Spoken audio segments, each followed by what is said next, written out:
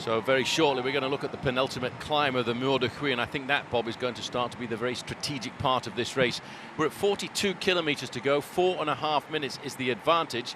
I have a feeling this breakaway is going to get caught at around about 15 kilometres to go. Normally that would be a pretty decent advantage, but the gap has been plummeting so precipitously in the last few kilometers. They've taken 3 minutes out of the lead breakaway in just 10 kilometers. So doing the math, looking forward, as we look at Alberto Contador in the yellow sunglasses, the Saxo Bank squad, nice pedaling motion, taking him to a number of Grand Tour victories. It augurs poorly for the breakaway that they will be able to stay away when the gap keeps coming down so quickly. But when you have two teams of seasoned professionals chasing flat out at the front of a motivated peloton, it's very tough to stay away. There's Frank Schleck there in the black and white jersey with the bands around the middle, champion of Luxembourg. This is a very high speed as we start to go along the valley of the Meuse. This is the easiest part of the race. That's why we've got this incredible speed being turned out here by Team Saxo Bank. They are trying to set up Alberto Contador. Now, Bob, when we get to the Mur de Huy, and that's the time when I think we'll start to see one or two of these riders trying to position themselves, because, yes, it's not going to be the deciding point of this race, but if you're not well placed going up the penultimate climb of the Mur de Huy, you could get yourself dropped off the back and have to use an awful lot of pressure to get yourself back into this race. Look at the magnificent backdrop there of the Meuse, and that is the Pont Père-Pire. Pont Père-Pire, across the Meuse River there, one side of Belgium to the next. This river, part of Liège-Bastogne-Liège in the backdrop, as well as Fleche, Wallonne. And the hilly part, the Ardennes of Belgium, is always a surprise to me. You come from the flatlands of the cobbled classic Paris-Roubaix and Tour of Flanders and go to the hills. The hills of the Ardennes look like gigantic mountains because the difference is so drastic from the flat roads to the hillier terrain of the Ardennes countryside. Also a lot more painful in the legs if you're not a good climber. Well, Saxo Bank still doing a phenomenal job of doing the pacemaking, but look at those riders in the orange jerseys there. That's Euskaltel-Euskadi. They're obviously looking after their man, Sammy Sanchez, who I have to say looked very relaxed at the start of the day. He's a great bike rider. HTC High Road also moving up to the front, but right in the middle there, wearing number 21, Alberto Contador. Very easy to pick him out, isn't it, Bob, with those yellow sunglasses of his? It is indeed, and his very smooth pedaling style, and the fact that he stays near the front of nearly every bike race he enters throughout the year. Saxo Bank having a great spring campaign so far this year.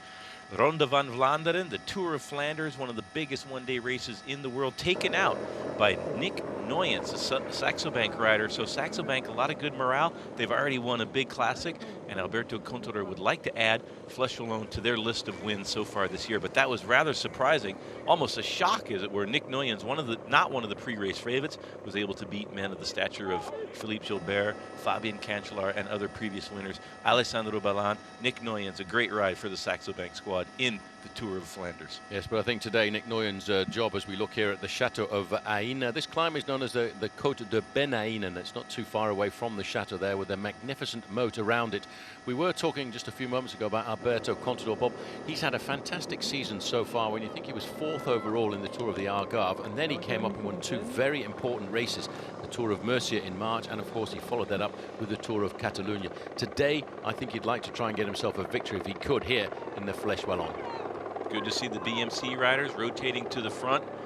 They have a solid squad, a fairly new team in professional cycling. Cadel Evans, the big star of that, but also George Hincapie, the veteran American campaigner. If he does do the Tour de France later in the summer, I believe it'll be his 16th participation, which will tie the all-time record set by Joop Zoetemelk many years ago. That's phenomenal. You can see the damage now, Bob. We talked about this war of attrition. It's happening at the back end of the peloton. One by one, these riders are starting to crack on these repetitive little climbs here in the Ardennes. This is the Côte de Benaïn. The gap is now down to 4 minutes with 41 kilometers to go. That's just 25 miles of racing. We should know the outcome of this race within the last hour, within the next hour. 41 clicks, just about 25 miles to the finish. The average speed really kicking up now. It always amazes me at how fast these classics are in the last hour of racing. Riders absolutely flying, and it's great to see. Here's the Lamprey squad. It must be that Damiano Cunego had a little bit of a problem. Unlike Jürgen Vandenbroek, his whole team has come back to try to pace him back into the lead. Il Piccolo Principe, he's a rider tacked onto the back of his teammates. 4th wheel, he'll try to get back into the peloton and have a chance to win. He's a great classic specialist. He's won Tour of Lombardia, a similar race, a little bit longer hills, but also one of the hilly classics to finish off the racing season. Well, I have to tell you there, I think of Lamprey, all of the riders left in this group went back there to look after their man Damiano Cunego, and that's an indication that he has got fine form here this afternoon. And of course, let's not forget, it's an ideal type of finish for him because he's a guy who can sprint but also climbs exceptionally well, and this finish at Moudoukhui, I would think, is tailor-made for a man like him. Very punchy accelerations from Damiano Cunego, fast sprint, powerful rider, good climber. His Achilles heel has always been time trialing. That's prevented him from winning more stage races, but that does make him a formidable competitor in all of the big classics.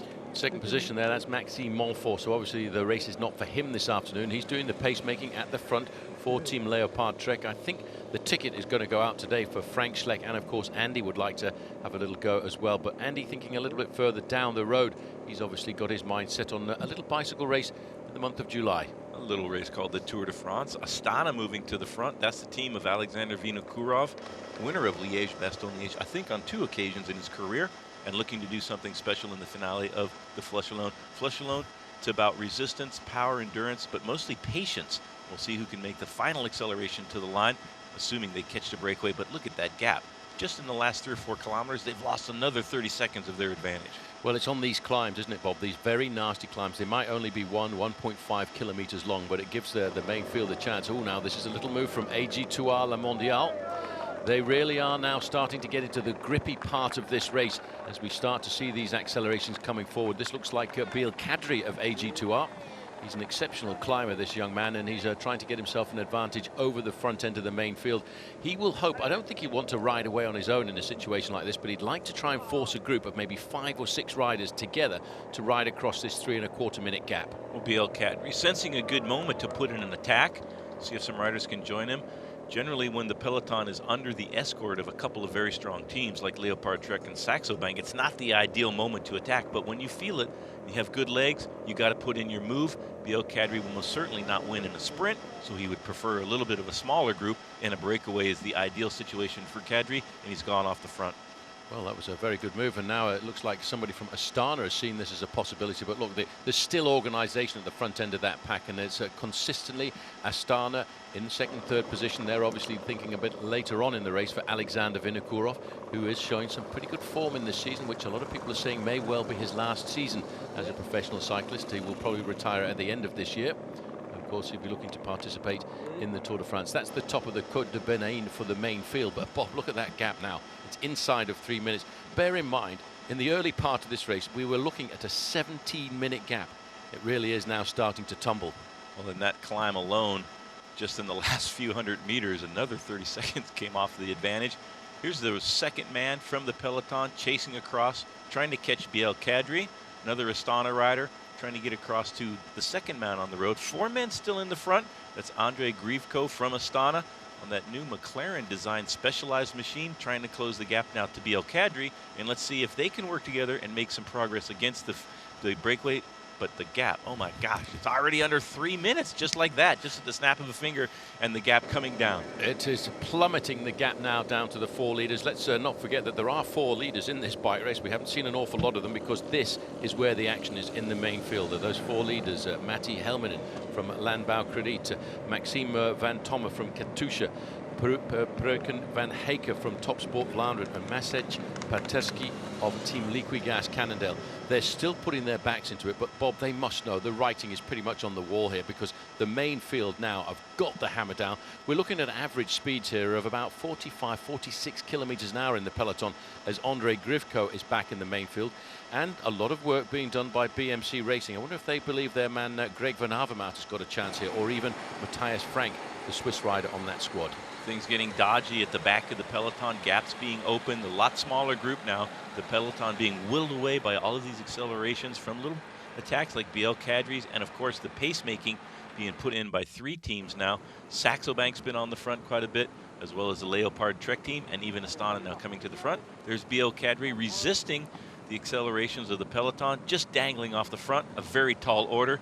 This is a bit of a long shot for BL Cadre to stay away to the finish line. You can tell me really what you think about a move like that. It's not really very sensible, is it, when you've got the whole of the big teams in this race, the Fleche Wallonne, riding on the front end, doing the pacemaking. Just a quick glimpse there. I just noticed Damiano Cunego back in contention, but he'll be gasping for breath. That was Cunego, the pink and blue rider from Lamprey, just tacking onto the back. So we see Astana rider. Looks like Griefko perhaps going again. I thought I saw Jens Voigt coming across the gap there from this rider to the field that is chasing iron. There's the field altogether. HTC High Road now back at the front. A little bit of a separation there from about 4 or 5 riders off the front of the field. Well, that could very well be for a move down towards the end by Tony Martin. We've gone over now the top of the Côte de Benaine. We're on the plateau up at the top above the River Meuse. They will drop down to the River Meuse again, Bob, and in about 7 kilometers time they'll head up to the Mur de Huy for the penultimate time, and that's where I think we'll see some fireworks. Yes, absolutely. You want to be in good position, maybe not make your move on the second climb of the Mur de Huy, but you definitely need to be positioned well so that you don't have to accelerate across the gaps that will inevitably be opened up over the next ascension of the Mur de Huy. Well, the attack's now starting to come thick and fast, and look what it's doing to the time gap there. 2.5 minutes now as everybody scrambles to stay in contention. The gaps are now starting to appear. Impressive. Cadre here, Bob, he's only got himself about a 15-second advantage, and very shortly, this is a pretty tricky descent off the top of the Côte de Benaine. Fortunately, today it's dry. Very dry. Perfect conditions for a bike race. Cool and sun shining on the peloton. They'll be happy to see that. I've done the Fleche Wallonne a number of times when it was pouring rain the whole day. Makes a hard race even that much more difficult. It is very strange to see this springtime in the Ardennes, because very often we've seen snow and rain be very predominant in this week in Belgium in the month of April, where in the past we've seen some nasty conditions. I remember when Bernard Hinault won Liège-Bastogne-Liège, Bob, a few years ago, it started snowing right at the very start, and only 13 riders actually finished that classic, and Hinault, he won it by a mere 10 minutes. Rudy Pevenage, the second place man on the day, but 10 minutes behind the Badger. What a stroke of genius that was in Liège-Bastogne-Liège. But the conditions made that gap much larger than it would normally be. Now it's much bigger groups that contest the finish line, so we'll see what happens today. But Bernard Hinault, one of the greatest cyclists of all time, of course, 5-time winner of the Tour de France and winner of nearly all the classics that the sport has to offer, and a dominant, absolute annihilation of the peloton in Liège-Bastogne, and maybe the worst conditions that race had ever seen. Well, this is Cadre looking over his shoulder. Look at the way the main field now is starting to snake down this large road. We're looking for the descent, the real descent in earnest, to bring us back down to the River Meuse. And then, of course, 5 kilometers to go. We're going to start to taste that climb of the Mur de Huy one more time. And you can be certain there'll be a big battle, Bob, to be in the first 15 to 20 places. Because the problem with the Mur de Huy, it's such a steep climb that riders have mechanical incidents. They drop the chain, and they're looking to get themselves into the right gear, and nearly always somebody slips back to the rear end of the peloton, and that is what guys like Alberto Contador, like Joachim Rodriguez, like Van Avermaet, Tony Martin, they don't want to get involved in any of those incidents at the back end of the pack. And that's where the teammates come in. They take their riders near the front of the peloton, so their team captain doesn't have to do any work to get himself in position. Then he defends his position up the second to last climb of the Mur de Huy. But without your teammates, you'd have to do all of that work, all of those accelerations to stay near the front by yourself. You'd be too exhausted to win the race, and that's why cycling is such an important team sport. And this is one of the races that graphically illustrates how important it is to have a strong team in order to win the big races. Well, I think I just saw TJ Van Garderen getting himself into that move for Team HTC, but look at that. Nobody's getting off the front now, Bob, as we start to line ourselves up for this final ascent, penultimate ascent, I should say, of the Mur de Huy. There's a 3-man group going off the front, but it's Astana in control of the main field, stretched out into a very long line, and look at that gap, 2.5 minutes. But I have to say, those 4 men at the front of this bike race, Bob, I think they're starting to weaken quite dramatically. TJ Van Garderen, the young American on HTC High Road that had great success earlier in the year. Christian Knies, the man on the front of the peloton, I believe he races for the Sky team. Christian Knies, the German champion on the British Sky team, another big money team in professional cycling. TJ Van Garderen will want to try to help his team captain, Tony Martin, who won Paris-Nice just a few weeks ago, is on good form, has a good chance to do something big in the Fleche Wallonne in today's race. but it's all about biding your time and letting your teammates do the pacemaking at a moment like this, making sure that your teammates get you to an ideal position. We're not too far away. I think for that leading group of 4, Bob, I would say we're looking at about 2.5 kilometers before we actually get into the town of Huy. Well, Van Garderen has been brought back into the fold, and again, one after the other, these riders are trying to make those little moves. That's Philippe Gilbert, I think, moving up into 2nd position, the rider from Omega Pharma Lotto. Philippe Gilbert, one of the hot pre-race favorites. Jürgen Vandenbroek, his teammate, will be doing a lot of work before the finale. Vandenbroek, having a mechanical issue, had to fight his way back into the front of the field, but you can see that he's made it back there and perhaps has gotten enough time to catch his breath and start doing some of the work that Philippe Gilbert will depend on if he wants to win the Fleche Wallonne this year. Well, that sign there indicating 5 kilometers. That's not 5 kilometers to go to the finish. This is exactly the same road that the riders will come on once they go around this final little 30-kilometer loop, and that will indicate 5 kilometers to the top of the climb. Biel Kadri back in the main field, and now you can see the organization Omega Pharma Lotto at the front.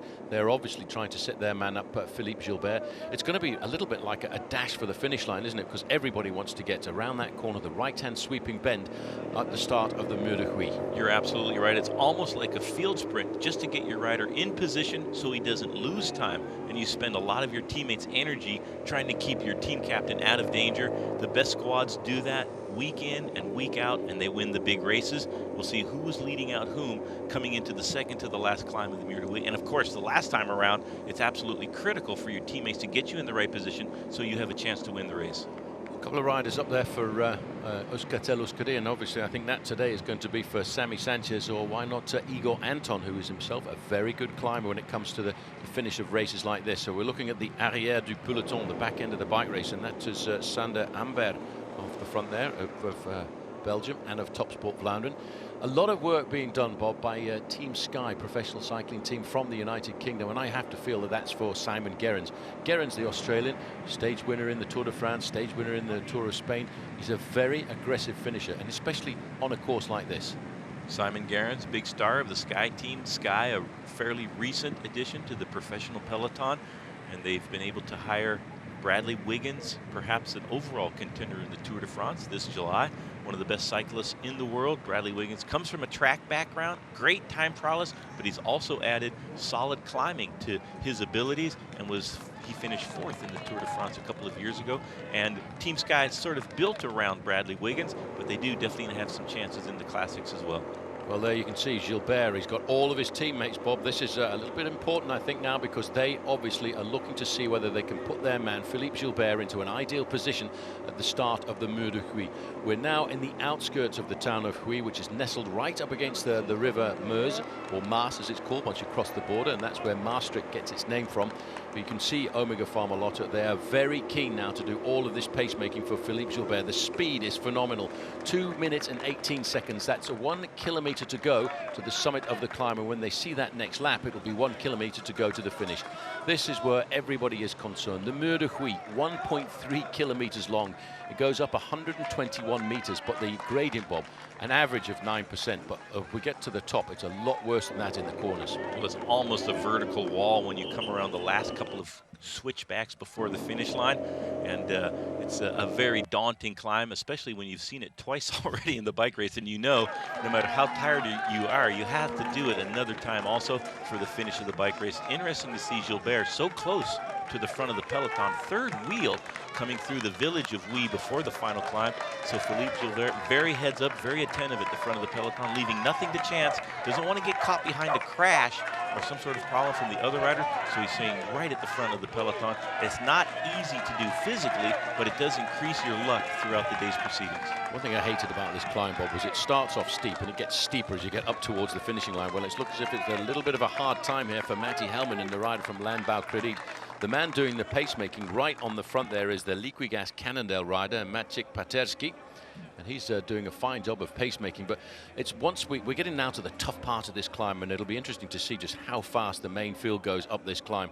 Second position there is Preben van Heijken. He's led almost all of the climb so far on this day, and he's trying to build himself up an unassailable lead in the King of the Mountains classification. What a crowd. I don't think I've seen a crowd like this at Huy before. Massive crowds, 10, 15 people deep, hanging off all the balconies of all the homes leading up to the top of the climb.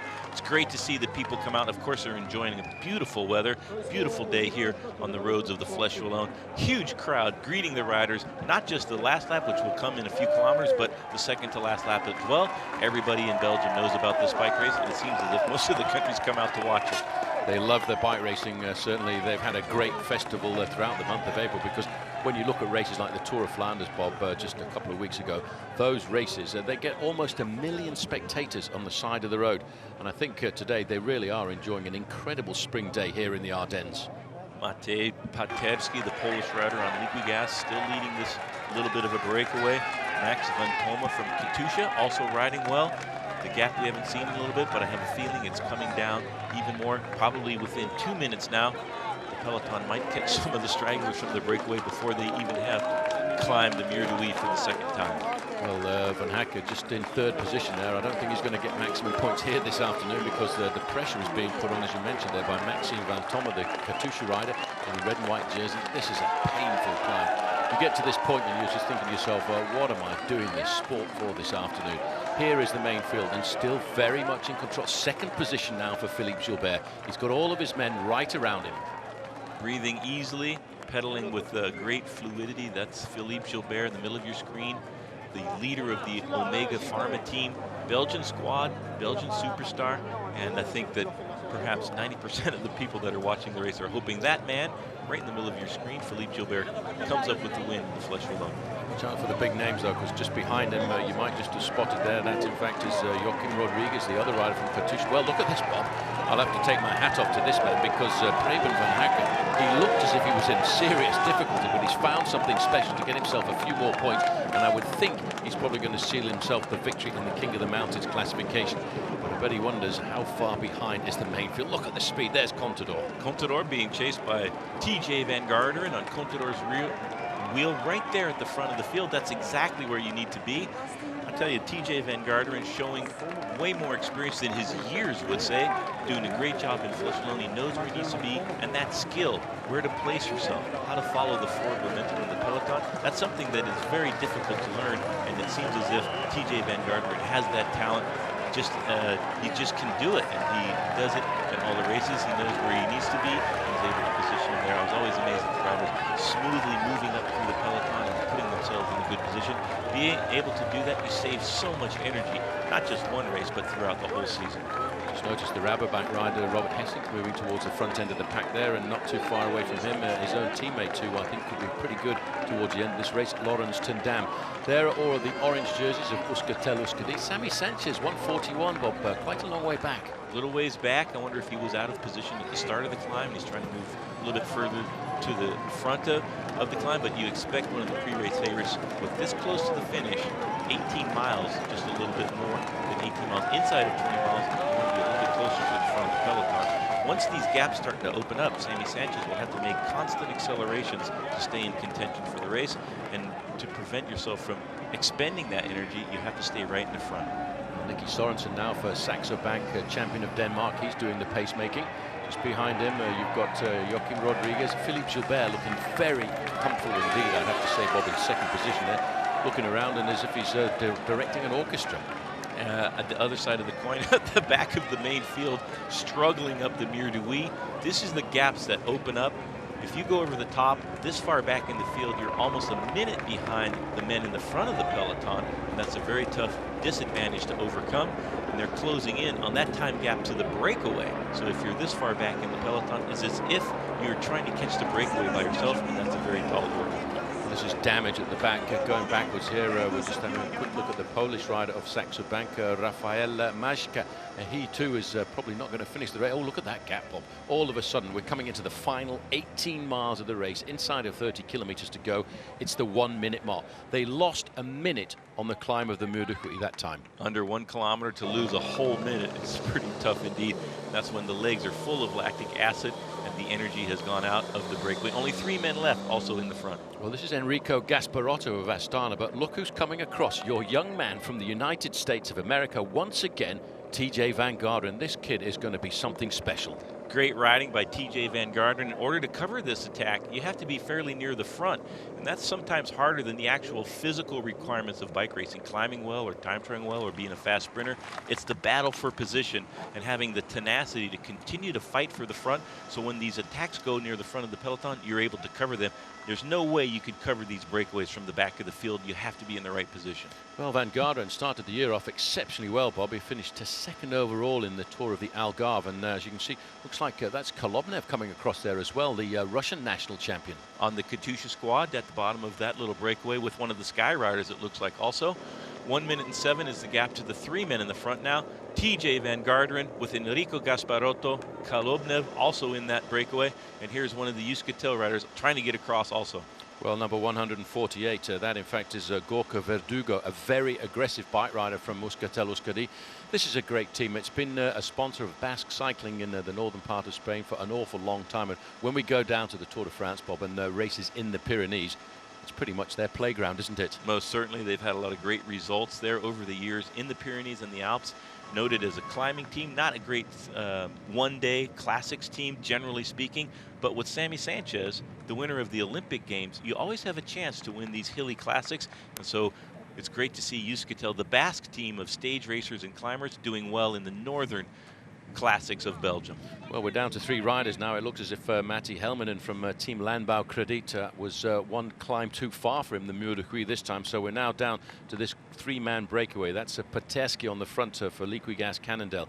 Preben van Hakke is the rider in the whiter jersey for Team Topsport van Vlaanderen. And of course, Maxime Van Tom is in there for Katusha. But we now have a 4-man group starting to chase across this gap. And I have to say, TJ Van Garderen, as you said, Bob, he is only a kid. He's 23 years of age. And the amazing thing is he knows how to read these races. He's riding like a professional bike rider who's been in the game for 10 years. Very dangerous move coming off the front of the peloton. Omega seemed to have a lot of riders at the front going into the climb, but at the top of the climb, just a couple of men left with Philippe Gilbert, their team leader. So when you want to organize a chase of something like TJ Van Garderen going up the road with a very dangerous move, you need more riders. You need as many riders as you can have. And perhaps TJ understood the right moment to attack at the top of the Muur de Huy. With one last ascension, they're coming across here to Matti Helminen from the Vlaanderen squad, who was in the breakaway just a few moments ago. So great progress being made by the second group on the road, led by TJ Van Garderen. Well, that big rider from Team Sky Pro Cycling there, in fact, is Thomas Lovquist, the Swedish rider, silver medalist in the Olympic Games in the individual time trial, a big, strong bike rider. So this, Bob, this group of 4 riders coming across the gap is a very serious move. Spain on the counter-attack there as well, because that's Verdugo in second position, and he's joined there by a rider from a brand new squad this year, Movistar. It's a Spanish cell phone company, but of course it's the same squad that's been together for many, many years under a number of different names. Of course, started off years ago as the Reynolds squad of Pedro Delgado. And a name of a rider people might recognize, Miguel Indurain, spent the entirety of his career in that program, and of course won the Tour de France 5 times in a row. No, he certainly does. Now we've got this group of 5 riders chasing. Look now, Bob, inside of the 1-minute mark. Kolobnev is the Russian national champion. TJ Van Garderen in 4th position there from the United States. Thomas Lovquist, Enrico Gasparotto is in that turquoise jersey of Team Astana. I'm wondering what kind of an express train he's riding on here. Is the man who previously was in the breakaway, the Finnish rider Matti Helminen of Team Landbau Credit. 1 minute or less, 54 seconds, the gap to that second little group, about a minute to the peloton. Peloton sensing the danger of this little move right here and have put in a big acceleration. Looks as if the Movistar man and Verdugo from Euskaltel are about to make contact as well. This is starting to be a pretty dangerous little breakaway. We're in the last 30 kilometers, the last 15 miles of the bike race, and so the momentum that the peloton is able to generate is continually reduced the closer we get to the finish line, and these breakaways become more and more dangerous. And when you have 7 or 8 highly motivated riders like we have in this little breakaway, they have a good chance to succeed. Helminen won't theoretically be asked to work. He's been in the breakaway from the very opening kilometers of the bike race. Yeah, the Movistar riding again across there was Vasily Kirienko, the Belarusian rider on Team Movistar, but there's still organization at the front end of this pack. Surprisingly enough, though, Bob, as you'd mentioned, Omega Pharma Lotto seem to have disappeared from the front end of the pack. They're probably playing a rather interesting little game here and waiting for the final part of this race, because I wouldn't put it past Philippe Gilbert to try and get away before we get down to the run-in on the outskirts to Huy, and especially quite possibly on that final climb of the day before they come to the Mur de Huy. Well, Philippe Gilbert is able to win in almost any situation out on the open road. He can win from breakaways. He can do solos. We saw him in Het Volk a couple of years ago do, I think, a 60-kilometer solo breakaway to win that big classic in Belgium to start the racing season off. Also from rather large groups, uphill, flat roads. Philippe Gilbert, one of the most complete all-rounders currently racing in cycling today. Yeah, but Bo, I have to say, I think he changed an awful lot from when he was the rider on Française des Jeux, and I think that's why he came back to Belgium to learn the ropes of these one-day classics. He kind of swam around in the FDJ for a long time and didn't progress, very much like Sylvain Chavanel decided he wanted to come across to a Belgian team, Team Quickstep, to learn the ropes of the game. Well, tactically, the Belgians are far superior to any country in the world. Johan Bruneel from Belgium, tactically perhaps the best of all of the sports director. They always have a trick up their sleeves. They'll know exactly how to handle each tactical situation. And the nuanced way that the Belgian riders compete has always been fascinating to watch. They use impeccable tactics. They know the sport better than perhaps any other country. And Philippe Gilbert, coming to Omega Pharma from a French program, he was on that team for a long time, and now he's having great success on a Belgian team. Sometimes the pressure is too great, and it's better perhaps for a young rider to start his career in a different country, especially if you're from Belgium, because the pressure is incredible, and sometimes they put too much pressure on the younger riders, and they never reach their full maturation and their full success that they could have. Ouch, that's a little bit too much now for this man. He was in that breakaway early on, Matti Helminen. He's going backwards. He'll very shortly be back in the main field. This counter move now, Bob, is looking for just 39 seconds. In fact, just around the corner there, I could see the cars behind the three-man leading breakaway. Kolobnev just sitting at the back there, the Russian national champion. He's a dangerous man to let go clear on the final few kilometers of a race like this because he's always ridden well in the Ardennes Classics. Oh, absolutely. Helminen going back to the field. Sip of water probably won't help him stay in the field before the finish, but that's a great ride by the Vlaanderen man, and he was in the breakaway throughout the day. Maximum publicity for his squad. No, certainly, talking about Alexander Kolobnev, he was 5th in the Amstel Gold Race just 3 days ago, so he obviously is targeting the Ardennes Classics, and we can see now the big work being done here on the front by Team Garmin-Cervelo. I think they will be trying to set something up for one of their riders, maybe Ryder Hagedal down towards the end, or quite possibly the Frenchman, Christophe Lemevelle. Christophe Lemevelle and Ryder Hagedal, the one-day hilly specialist for the Garmin squad, and Ryder Hagedal having a great Amstel Gold Race just a few days ago. So on good form, Hagedal, after a top 10 finish in last year's Tour de France. Now there you can see the counter move coming across the gap. They're halfway. Oh, look at that. It's 25 seconds to the counter move and another 25 seconds back to the peloton. Michael Golas of Vacances Soleil, he's trying to ride across the gap here. You can just see that little counter move in front of him. He's ridden across. In fact, Bob, it's almost over there because the main field have got these guys in the same straight. Same stretch. They'll come sweeping through that last corner. Golas trying to get across to the breakaway. I don't think that'll help him get any closer to the finish line because the peloton hot on his heels and sensing the danger from this breakaway and closing the gap down rather handily.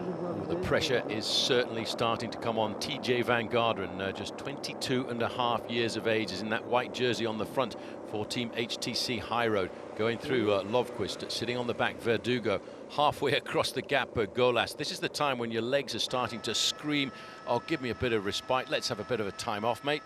And so, unfortunately, he's got to get up to this group.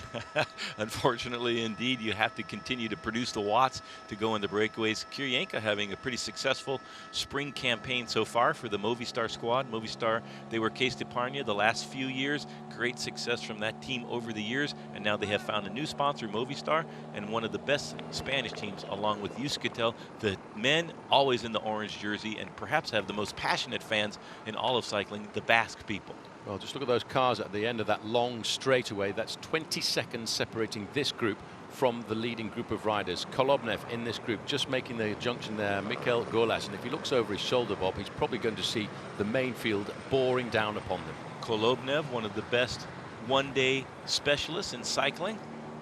Maxime Montfort, Leopard Trek on the front of the peloton, chasing down, along with the Lotto riders from Omega Pharma. Now they've come back to the front This is the work that needs to be done before the last ascension of the Mur de Huy. They have a strong squad. It looks like 4 or 5 riders left in the front of the peloton. So great riding by Philippe Gilbert's teammates on the Omega Pharma squad. Yeah, but have you seen who's in the second row there? That is the team of Katusha. They're obviously thinking about their man, Joachim Rodriguez. He finished second in this bike race last year, and right now he's looking to see whether or not he can rival Philippe Gilbert on the run-up towards the finish. But a little bit of a problem in hand, because there are 2 groups off the front end of this bike race.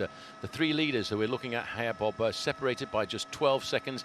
When you look at the way they're pedaling now, the impetus has gone out of this breakaway. The belief is no longer there. And they're clicking off the seconds with every pedal stroke. The chasers get closer. The peloton at 35 seconds. TJ Van Garden's group, I think that's a little bit less than 10 seconds. I think it's almost 0 seconds at this point. They're just about to catch the breakaway.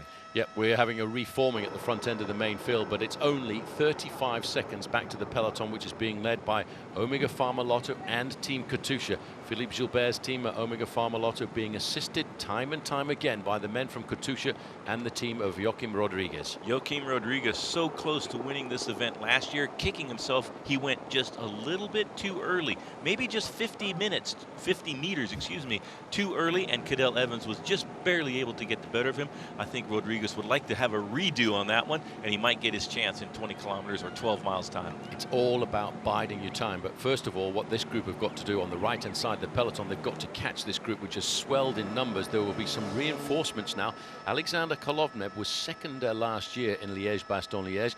He's a dangerous man to have in a breakaway like this, but I don't think they're going to get too far off the front of the main field, because whenever we pull back like this from the helicopter, it's usually an indicator to show us that. That's the gap between the main field.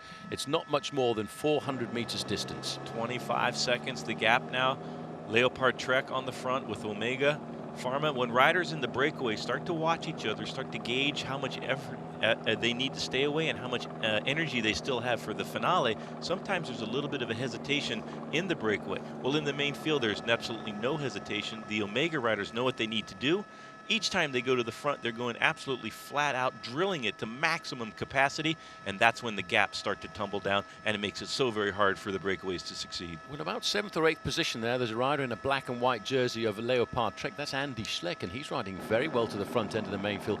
I would have thought that on a day like today, he will sacrifice himself for his brother Frank Schleck. Frank has got a much better finishing sprint at the top of a climb like the Mur de Huy, but you can almost feel the nervousness now, can't you? You can see all the teams getting themselves organized, all of the Rabobank riders over to the right-hand side. On the other side, you've got Omega Pharma Lotto getting themselves in a cohesive unit at the front end of the peloton, because 19 seconds is all it is now. That's 300 meters separating the leaders from the main pack. Paterski, Liquigas Cannondale rider, still in the breakaway.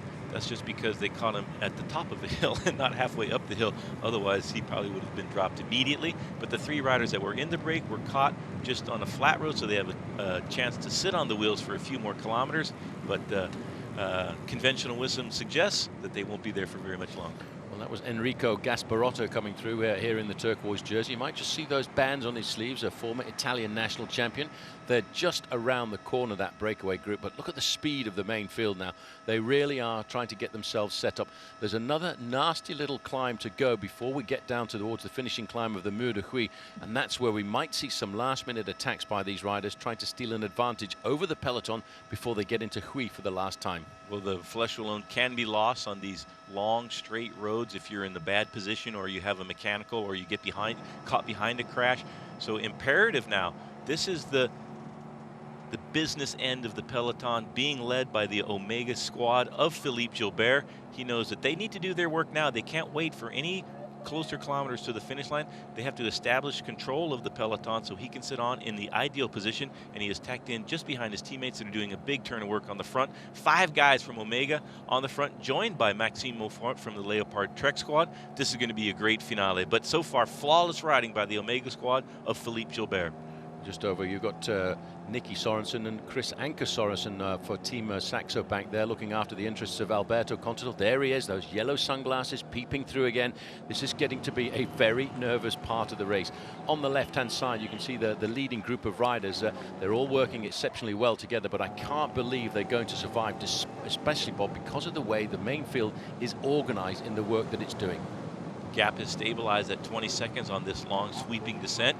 Peloton should be able to chip away at that lead They have a much more momentum and inertia in that big group of riders, especially on a wide sweeping boulevard like this. It's very tough for just a few riders to stay away. Gap's still right around 20 seconds, 17 kilometers to go.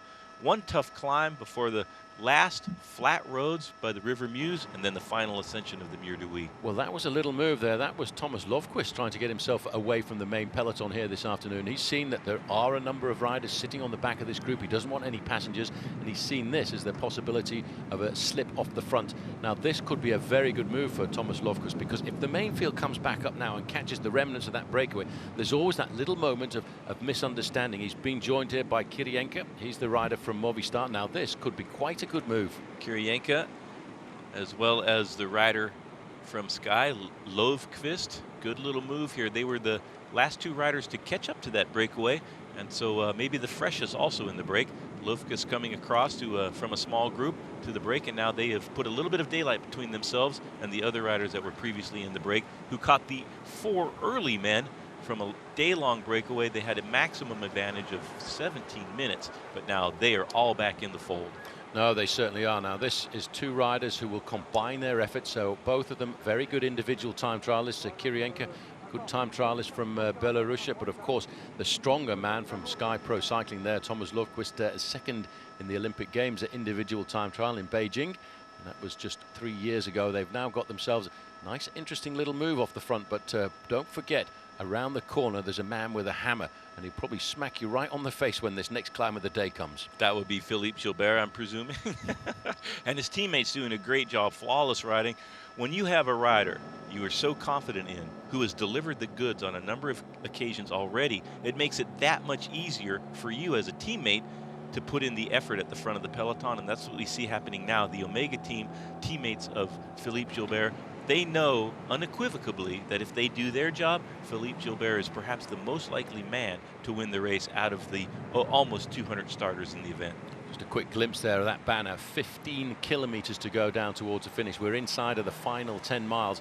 This is the second chase group on the road. Kolomev, Van Tomme, Golas, Gasparotto and Preben van Hekke. But they are now looking to try and pull themselves back to the two riders who have stolen a slight advantage. Thomas Löfqvist and Vasily Kirienka, who are around about 10 seconds in front of this chase group. Kirienka, having a good spring, was right up there in Criterium International, almost stealing the victory from Frank Schleck, but not quite able to do that. But he gave Frank Schleck quite a fight all the way to the finish just a couple of weeks ago in the Criterium International, and that's a good result. Kirienka is a solid rider, and this is a great move off the front of the little bit of a breakaway. And if you feel like the break is hesitating and some riders are not contributing to the pace making, it's much better to go up the road and get a little bit of a gap with somebody that is motivated to do some work. And these two men, Löfqvist and Kirienka, have left their breakaway companions behind. I'm a little bit surprised to see Kolobnev be caught out by that. A very solid performer. He's always competitive in the one-day classics, especially the hilly ones.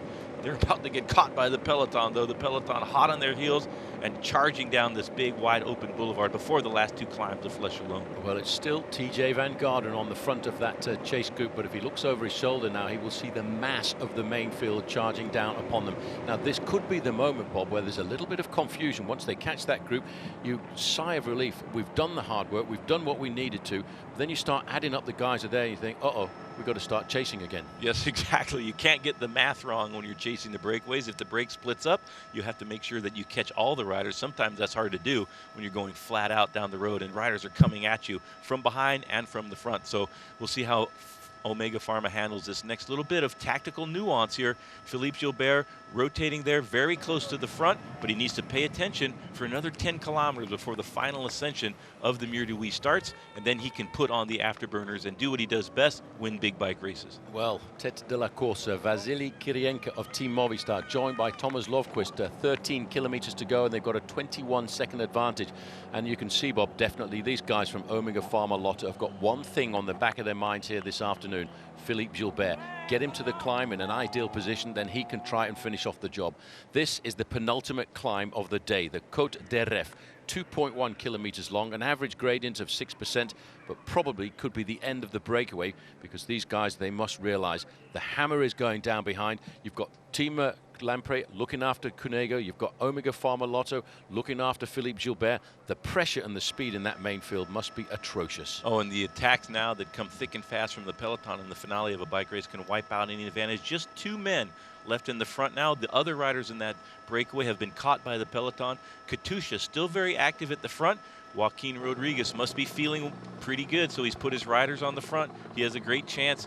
Fantastic sprint at the end of a steep climb like we have in today's race. Well, everybody now playing that waiting game. Also moving up, you can see the turquoise jerseys of Team Astana. They'll be looking after Alexander Vinokourov.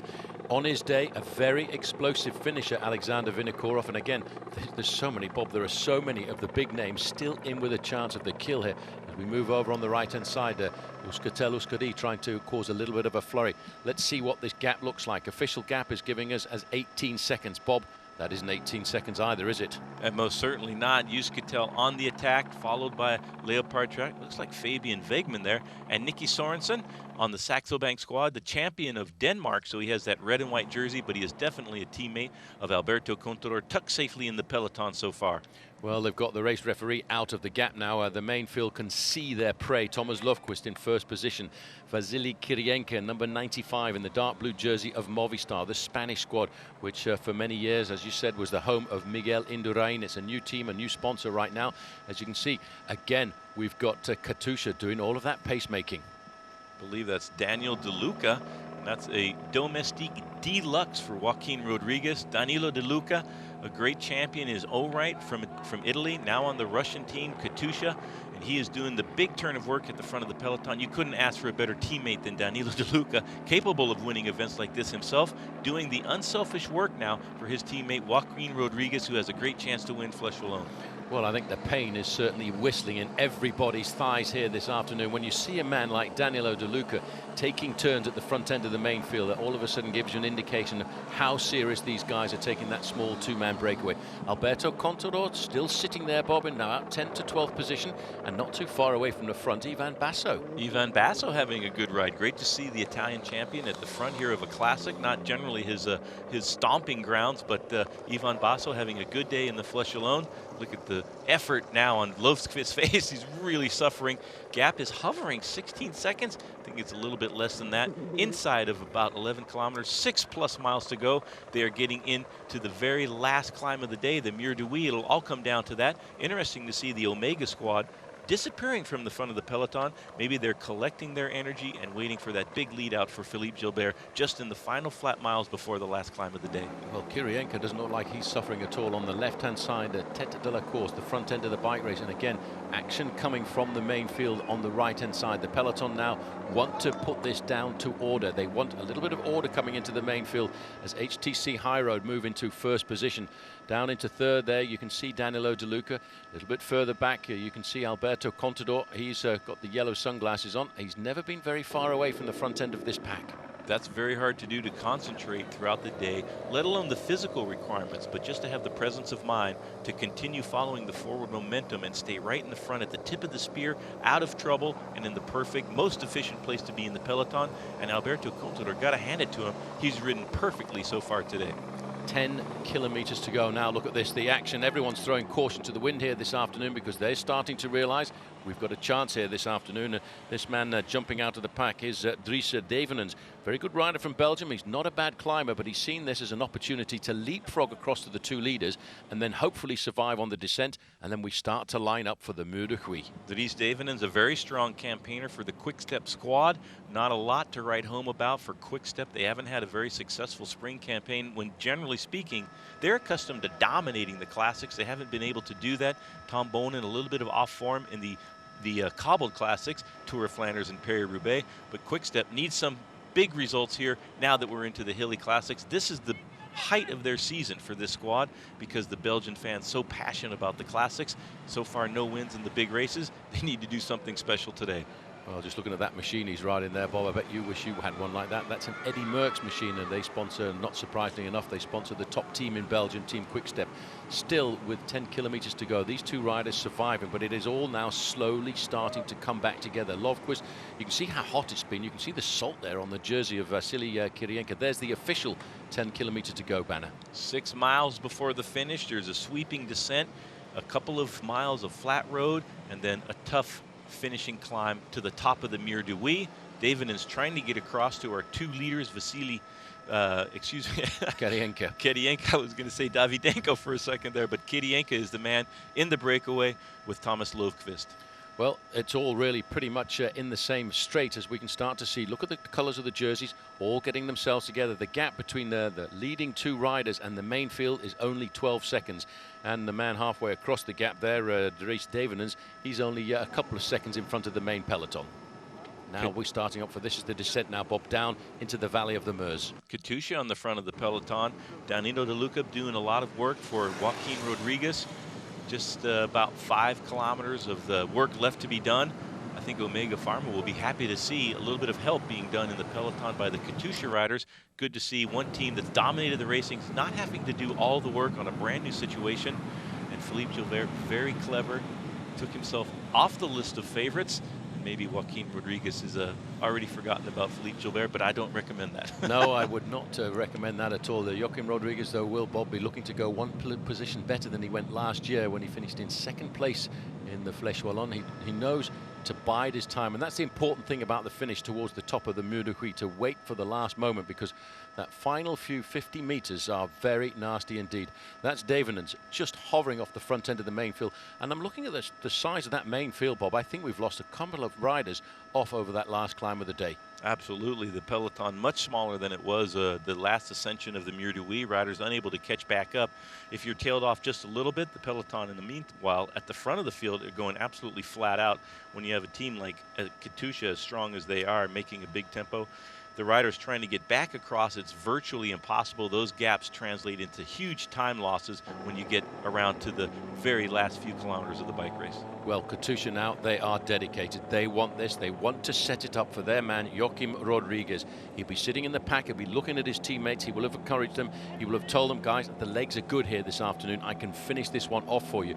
There's also a rider from Euskaltel-Euskadi to the closest to front end of the main field. Davinens back in the fold. There are only now 2 men left in front of the peloton, and their advantage, 11 seconds. And these are our 2 leaders, Kirienka and Löfqvist. The gap coming down 10 seconds. I think when we pan back a little bit from the helicopter, you'll see a very motivated peloton hot on their heels. Katusha doing great work. Let's see what Joaquin Rodriguez's legs are like for the last few 100 meters of the bike race, if he can go 1 place better than last year and win this year's Fleche Wallonne. Well, it's now the turn of Kolobnev. He is also on Team Katusha. He's having to do the work of a teammate, and he'll be looking after Joaquin Rodriguez, as you keep mentioning. Löfqvist has been dropped off the back of Kirienka here just by a couple of meters, but he really is, Kirienka, I think, Bob, just prolonging the agony, because very shortly he will be caught. The official time gap we're giving here is 9 seconds, but I tell you what, it isn't very much more than 4 or 5. Just about 0 now is Jérôme Pinot, the teammate of Sylvain Chavanel from the Quick Step squad. If I can look down there, get the number to confirm that. It looks like his pedaling style being joined by one of the Vacances Soleil riders. So a very exciting finale. This is a dangerous move. 8 kilometers to go. Oftentimes there's a little bit of a hesitation as the leaders, as the big superstars get in position for the finale. Sometimes there's a chance in the closing kilometers to get away. We saw Nick Noyens do that in the Tour of Flanders just a couple of weeks ago. Well, we did. The rider from Vacances Soleil coming across the gap there, Bob, is Marco Mercato. He's an Italian rider on that squad. Now, this is a good move by Jérôme Pinot. He's a great bike rider, been around for a long time. He was brought across to Team Quickstep when Sylvain Chavanel decided he wanted to come and race in Belgium, and all of us, so wow, look at that. That's a gap. That's a great maneuver there by Jérôme Pinot. Worst case scenario, his teammates don't have to do any of the chasing in the finale. They can sit on the efforts of the other riders and be a little bit fresher for the sprint to the line. Best case scenario, he stays away to the finish and wins the race. Well, there you can see now we're starting to see a rather interesting situation. Katusha, they've disappeared from the front end of this pack now this afternoon, and we're now looking at a rather serious move. Marco Mercato of Vacances Soleil, he's right up there alongside the man who made the move, Jérôme Pinot, and they've got themselves, Bob, already a 7-second advantage. Something is going to have to go. Good maneuver here by Jérôme Pinot. Maybe hesitate a moment, let Mercado get back on the wheel, and they can work together, have a bit of a better chance to win. At this point, with just 7 kilometers to go in the bike race, All the riders, all the big stars know that there's almost no way anybody could get enough of a time gap to stay away to the finish line. It's better to sit on the wheels, collect your breath, get in the right position, and get ready for that final attack to the finish line. Well, Pinot is going down this descent here like a man possessed. This descent will pop him out right down alongside the River Meuse. Then they've got a little bit of a flat ride for 3 or 4 kilometers, and then it's the big climb, the big haul up to the top of the Mur de Huy. And I have to say, if they want to win, Bob, they're going to have to start the climb of the Mur de Huy with at least a 30-second advantage. Otherwise, they'll get swept away. Yes, most certainly. 30 seconds would be the minimum. Perhaps more like a minute would be required to stay away from the charging peloton. You can lose so much time if you reach that point where you're saturated with lactate and you can't make another acceleration. The two riders in the front, Jerome Pinot and Marco Mercado, trying to pull in a surprise here, and the peloton still a fairly large number coming into the last climb of the Mur de Huy. Well, a dodgy little corner there, though, as well, isn't it? A hairpin bend as they come off this final climb of the day. There they will pop themselves onto the main road, and that's the main road that will take them into the town of Huy. They are on the same course now as they were just a few moments ago when they went out on that final lap of the day. They're looking at 5 kilometers to go, 18 seconds, and all of a sudden a little bit of panic on board the Leopard Trek Express. That's Andy Schleck doing the pacemaking on the front, obviously trying to set this up for Frank. 18 seconds is the time gap, so that's a great attack by Jerome Pinot and Mercado. Andy Schleck, alarm bells going off for the peloton. That is too big of a gap. 5 kilometers to go, 3 miles, and Andy Schleck, one of the perhaps outside pre-race favorites for victory here, is doing the work. Now joined by the Omega Pharma squad of Philippe Gilbert. Well, they've come to the front now. They realize that this is the dramatic moment. They don't want to see this race disappear, but look at that. That's Philippe Gilbert just sitting in the wheel of his teammate, but the gap now is up to 19 seconds. 19 seconds, the two riders in front continuing to stretch out their advantage. Philippe Gilbert's second wheel. He doesn't want anything to go wrong. He'd rather expend a little bit extra energy to stay in the right position than risk saving a little bit of energy by sitting in the pack and having a rider crash near him or having a mechanical. Oh, well, now it's Rabobank. They're thinking about their man, Robert Hessink, a chance for him. But over on the left-hand side, you can see those red and white jerseys of Katusha. Those riders are looking after their man, Joachim Rodriguez. The pink and blue jerseys, Lampre, they're looking after Damiano Cunego. But the gap continues to rise for the two men in the front of this race, Pinot and Mercado. It's now up to 20 seconds. Well, it's a battle for position in the field for Philippe Gilbert, Damiano Cunego, and all of the other pre-race favorites, Frank Schleck as well, still in there, and Sammy Sanchez, and they're trying to stay out of danger, but they're not doing a big effort to close down this gap. They know that they need a lot more time than this in order to win and stay away because the finishing climb is so difficult. Yeah, that's the tough thing. These guys are using an awful lot of energy just to stay off the front end of the main field. The movement now is starting to appear in this peloton. There is Alberto Contador. The yellow sunglasses are making him very evident at the front end of the peloton. He's following Joachim Rodriguez. On the outside, there's Damiano Cunego moving up to the front as well. Tony Martin in about 12th or 15th position. Great to see Tony Martin having a good day in the Fleche Wallonne. Dangerous to ride on the far left-hand side of the road. A little bit of a curb there. Better have your bike handling skills, and when those riders come back into the field, that's when you see a lot of the crashes and problems. Riders desperate to improve their position will use whatever part of the road that they are able to do, but sometimes when they try to reintegrate into the field, that's when the problems occur. Well, number 71, that really is quite strange. A few moments ago, we're looking at Andy Schleck all over the front end of the main field, and now he's gone straight to the back of the pack. Well, Andy Schleck will now follow the wheels, try to catch his breath, and maybe have some strength left over for the final kilometer to the finish, straight up the Mur de Huy. And there we got Rabobank in control, but Bob, 3 kilometers to go, 20 seconds the advantage, and still waiting in the wings. You've got Joachim Rodriguez with his teammates up alongside him, and of course you've got there Jürgen van der Broek, I think today will be looking after the interests of Philippe Gilbert. 19 seconds left. They're in the town of Huy. 2 more kilometers to go. They'll see that Flamme Rouge for the final time, and then bang, straight up to the top. They'll swing off this big, wide, relatively easy boulevard into one of the most difficult climbs in all of cycling, the Mur de Huy, a mythic climb in cycling, and the last ascension. Big tempo being done by Rabobank. Robert Hessink, their big star, hoping to do something special. He's got a good chance. He's a great climber, and it's a very steep climb to the finish. 2 kilometers to go, and still 17 seconds. That's Jürgen van den Broek, a little bit further back, the rider from Omega Pharma Lotto, looking after the interest of Philippe Gilbert. That looks like Alexander Vinokourov, Bob, moving up into about 6th or 7th position in the turquoise jersey of Astana. Almost forgot about Vinokourov. Haven't seen the Astana riders near the front, but Vino now moving into a good position, a very powerful rider. got a great sprint at the finish of long, hard race, perfect for this type of conditions. Christian Kniese, the national champion of Germany there, moving his own teammate right up to the front end of the main field. Now it's Michael Albacini of HTC High Road, getting the HTC High Road train lined up nice and smartly on the front end of the peloton. Watch out for Tony Martin there, Bob, sitting nice and comfortably in third position. There is the Flamme Rouge, the Mur de Huy, 1.3 kilometers long, 10% the gradient, and these two riders are going to go under the banner there with an advantage of 14 seconds over the pack, but they're getting all of the cars and all of the motorbikes out of the gap because they know this race is about to unfold. Well, in less than a mile, 700 feet difference in elevation gain, so you can see, or you can get a feeling for how steep that is. That is a huge bit of climbing there now. 1 kilometer to go. Looks like Tony Martin on the front of the peloton for HTC. Great time trialist and on really good form, having won Paris-Nice earlier in the year.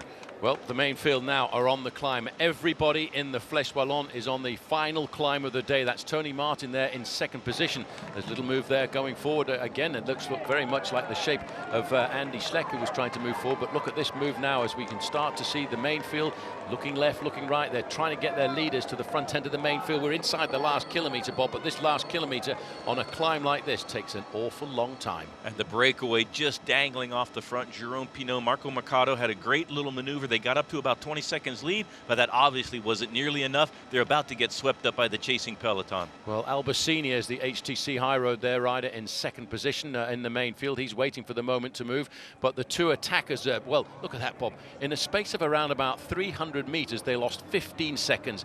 There is Philippe Gilbert. He's up into third place in the main field. Locked on his wheel, though, Joaquim Rodriguez. Rookie Joaquim Rodriguez on the wheel of Gilbert. Gilbert looking very menacing there, easily following the accelerations by the teammates of the big stars, and that is Albacini from HTC still leading, but look at on the right-hand side of your screen, Gilbert very comfortable, dancing on the pedals, looking over his shoulder to see the progress of the other riders. Well, he's got locked on his wheel there, Joaquim Rodriguez. Look at the grimace on the face of Alberto Contador as he goes around that corner, not too far away from the front. Also, Sammy Sanchez.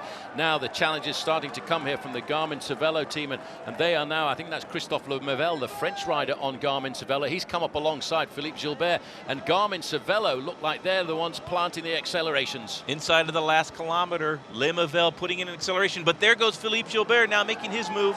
Oh my gosh, look at that acceleration from Philippe Gilbert. Can anybody match this man? He looks over his shoulder. Bobby's in complete control of this race, but Rodriguez now is trying to keep himself in contest. But there's a gap, it's widening slowly but surely. Philippe Gilbert is starting to dominate this bike race. He has waited patiently in the main field throughout the whole of the day for this one moment, 200 meters to go. Big acceleration from Gilbert, but a long ways from the finish line. Let's see if he can hold this acceleration. A lot of riders have tried this. A lot of riders have failed. Philippe Gilbert on the form of his life, just a few meters now to the finish line. Well, Philippe Gilbert has opened up the gap in the last 500 meters on the Mur de Huy. We can see the flag of Wallonne there, the flag of Belgium. He knows he's got this. He's a French-speaking Belgium. He's dreamed about winning this bike race, and the crowd will go absolutely ballistic for Philippe Gilbert as he gets the win that he's been looking for many, many years.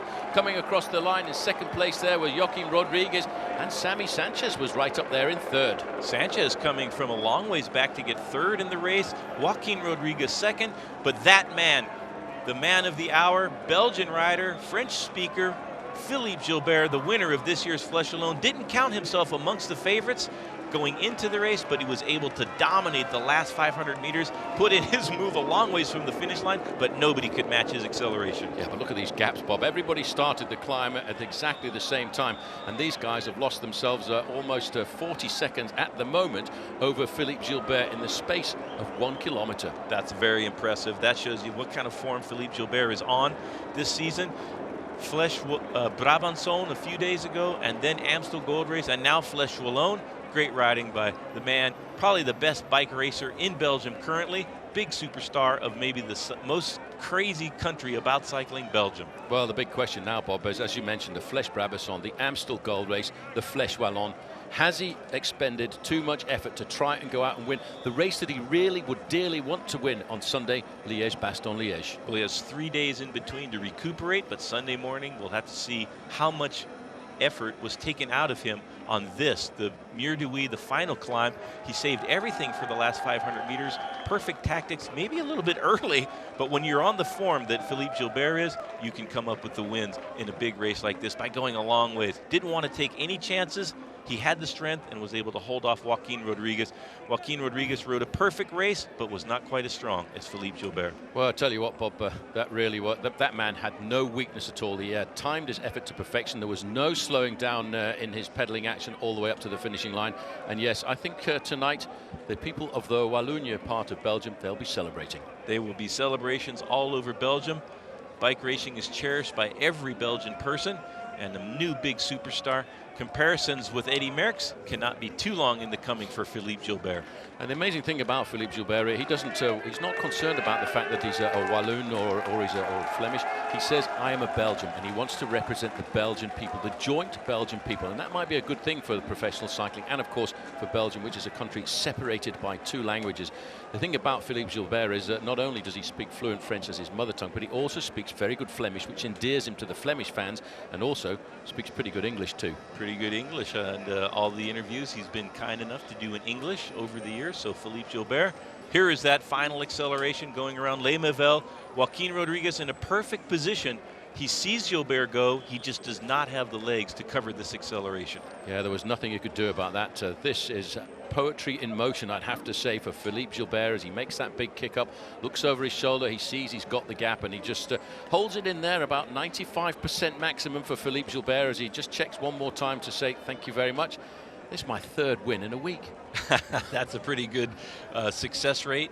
In the spring classics, there's one more, Fleche Wallonne, coming up in just a few days' time for Philippe Gilbert, and he'll have a high order. He'll have a big target on his back for the rest of the spring classics. He has been the dominant man in the hilly ones, and he has another one in Liège-Bastogne-Liège coming up in a few days' time. But everybody will be keying off of Philippe Gilbert. It'll be miraculous if he can also win Liège-Bastogne-Liège. Well, that will be something very special, especially for he lives on the course of Liège-Bastogne-Liège, Remouchon, just at the bottom of the Côte de la Redoute, and I'll bet there'll be a few Philippe Gilbert names written on that road on Sunday. He'll have his full supporter club. All of his fans will be out there cheering for their man Philippe Gilbert. Perhaps all of Belgium will be cheering for him. Good riding by Frank Schleck, also to get himself up in the frame there. So here's confirmation of that result. Philippe Gilbert getting himself the win ahead of Joaquin Rodriguez. Sammy Sanchez was right up there. Igor Anton in 5th place.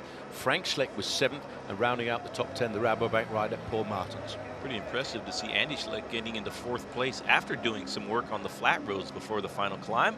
Maybe Andy Schleck should have had a bit more pre-race confidence and waited to the last moment, but still, 4th place, a good result for Andy Schleck. So, Philippe, a very big victory for you today. Maybe one of the races that we weren't expecting you to win. Nobody was expecting you to try and win Fleche Wallonne today. Yeah. It's a big surprise for me, actually. I wasn't really expecting to race this hard today, but the Fleche Wallonne, it's a big race for me to try and win. For me, it's extremely important to win something like the Fleche Wallonne, so quite extraordinary. Even at the start, I had a little bit of a difficult time getting into the race because I was still tired from last Sunday. And I was suffering just a little bit because of that. I was riding at the back very early on in the race. I wasn't really too interested in how the race was developing. But then after a few kilometers, I started to go a little bit better. So then the teammate said, come on, come to the front, get yourself to the front. And then about 60 kilometers to go, I went to the front end of the pack. And I don't know if that's what gave me that little bit of freshness down towards the end of the race. I was really good. The second time we went up the Mur, I started to feel pretty good, and then I said to the teammates, okay guys, I think we can go for this today. But when that group was gone, I had to get the guys to the front to chase them down, and all of that got me into the race, and I started to get much more motivated. Right at the beginning, I was starting to talk to guys like Vinokourov to see what he thought he was going to do. I didn't really think I had much of a chance on a climb like this. And then once we got to the climb, it was the time to attack. And I'm glad that I didn't attack on the penultimate climb, because I probably would have got caught before the finish line here in Huy. There was a couple of guys, Moreno was over to my right-hand side. I could see I was a little bit blocked in. And then I said, right, before Rodriguez gets himself into a good place, now you've got to go for it. And that's why I went at about 300 meters to go. And I could see all the other bigger favorites, they were a little bit further behind me.